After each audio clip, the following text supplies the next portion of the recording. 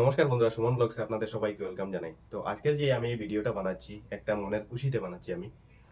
এর আগে অনেক দুঃখে ছিলাম, কিন্তু আজকে অনেক খুশি হয়েছি যে আমাদের ভারতের প্রধানমন্ত্রী শ্রী নরেন্দ্র মোদী যে বদলাটা নিয়েছেন। অনেকজন বোনের যে এই স্মৃতির সিঁদুর চলে গিয়েছিল, অনেকজন মায়ের বুক খালি হয়েছিল, অনেকজন বোনের ভাই চলে গিয়েছিলেন, হেরে গিয়েছিলেন, শূন্য হয়ে গেছিলেন। তো তার জন্য এই আমাদের শ্রী নরেন্দ্র মোদী, ভারতবর্ষের প্রধানমন্ত্রী যিনি, উনি এই অপারেশনটার নাম দিয়েছেন সিন্দুর অপারেশন। তো সিন্দুর অপারেশন দেওয়ার মানেটা আপনারা বুঝতে পারছেন, এই কারণেই দেওয়া হয়েছে। আর ওনার যে অপারেশনটা, সেটা সাকসেসফুল হয়েছে।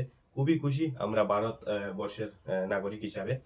আর বর্তমানে 244টা রাজ্যে যেটা মকডিল ঘোষণা করা হয়েছে, আর আজকেই বাজবে সেই সাইরন।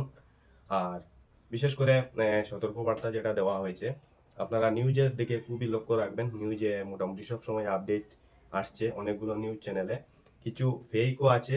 তো ওইগুলোতে আপনারা চোখ দেবেন না। যেটা নিউজ চ্যানেল সবসময় ভালো ভালো যেগুলোতে মানে একদম ব্রেকিং নিউজ আসে, ওইগুলো আপনারা দেখবেন।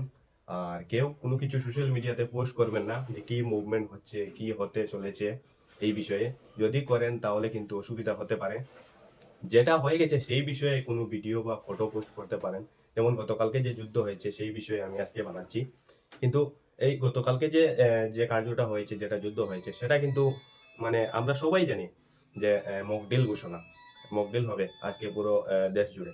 কিন্তু হঠাৎ করে কি হলো, মানে রাত্রে 1টা 20 মিনিটে যুদ্ধ ঘোষণা হয়ে গেল। আর কোথায় কি হয়ে গেল, 9টি জঙ্গি হানা, যেটা জঙ্গি গাড়ি যেটা থাকে, তারপরে অনেকটা মানে বড় বড় জায়গা যেটা ধ্বংস হয়ে গেছে পাকিস্তানে। তো আপনাদের কেমন লাগে? যদি ভালো লাগে তাহলে এই ভিডিওটা অবশ্যই শেয়ার করবেন। জয় হিন্দ, জয় ভারত।